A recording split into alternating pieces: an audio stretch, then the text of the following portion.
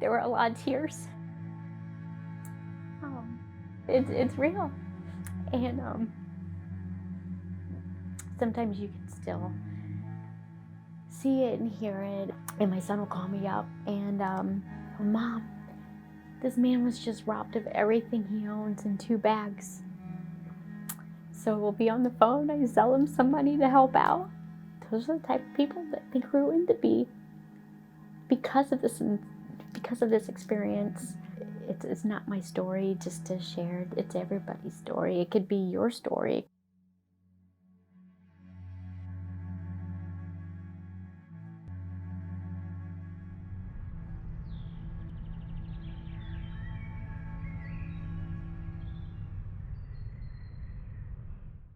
My name's Veronica Horton. It happened to me. The day that I became homeless,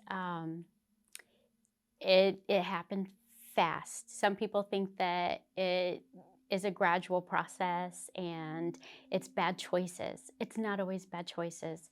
Sometimes things just happen and you have to respond to those things, because 13 years ago, I was homeless. I was going through a divorce and I had moved in with a friend of mine was renting rooms for me and my 2 children, and things turned ugly really fast. And one morning I was making breakfast, and by the afternoon I was calling the police.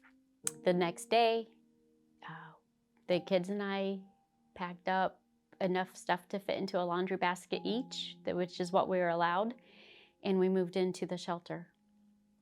I remember walking through the shelter that night and I couldn't speak. I was so numb and lost, and everybody's staring at you. I mean, there was like 15 women in there. There were kids in there. It's overwhelming, and it's soul crushing. How do I approach this with the kids? They're young. My daughter was like 6. My son was 12, and that's a lot for kiddos. It's so heart crushing to have your little girl not be able to have her toys and not understand. They don't understand when they're 6 why they don't get to have their toys, or they only get to have certain ones. We celebrated her birthday there, and you're not allowed to take pictures in the shelter.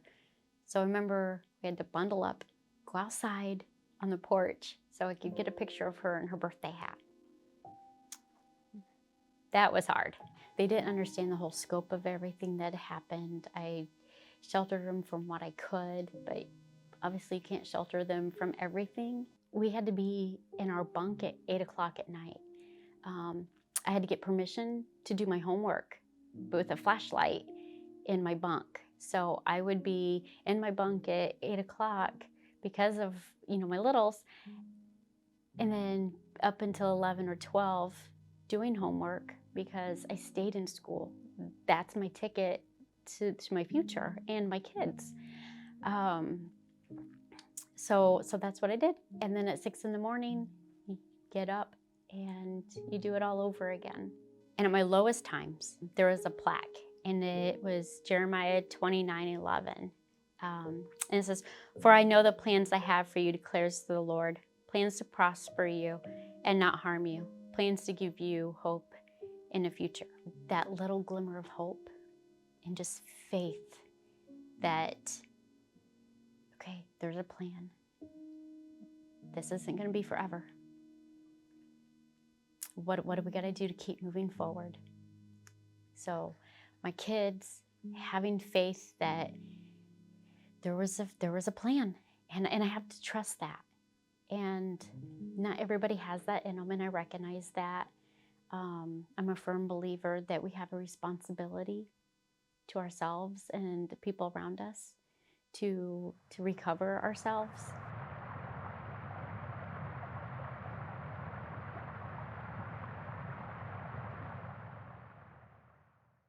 I'm a case manager with Bridge Communities. Bridge Communities is a grassroots organization that was started 35 years ago with the sole purpose and mission to empower families that are experiencing homelessness. Essentially, we work with churches and community organizations, and we provide an apartment for a family.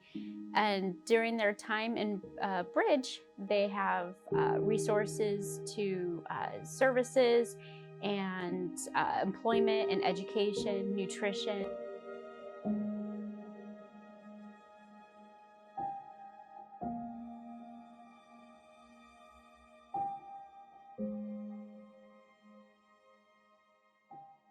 When a family moves into Bridge Communities, they're provided with a 2-bedroom apartment. Apartments have dining rooms and equipped with fully functional, beautiful kitchens, including dishwashers.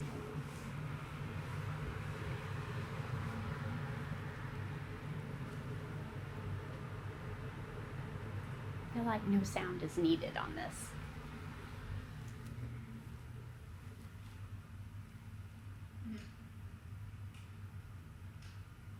And the other one.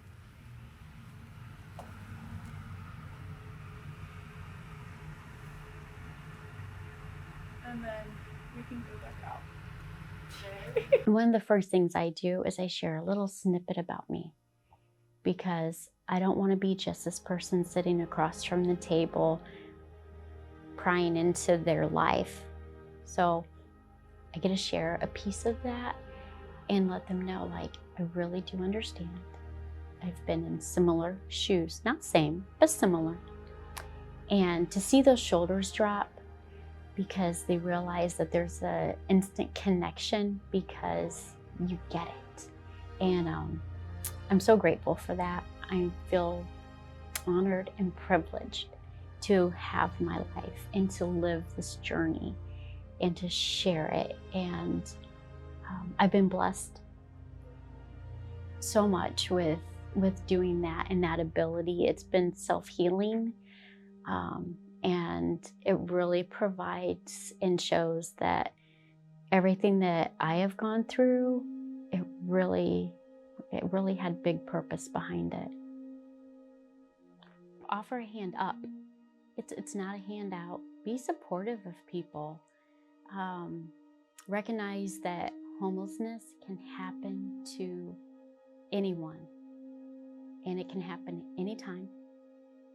It doesn't discriminate, and everybody has an equal opportunity for it to happen. Most people are one crisis away from not being able to afford their rent or their mortgage, or one situation with domestic violence, and your life can change instantly. But when you're able to offer hope and give people the tools and the skills and the opportunity to change their life around, that's everything.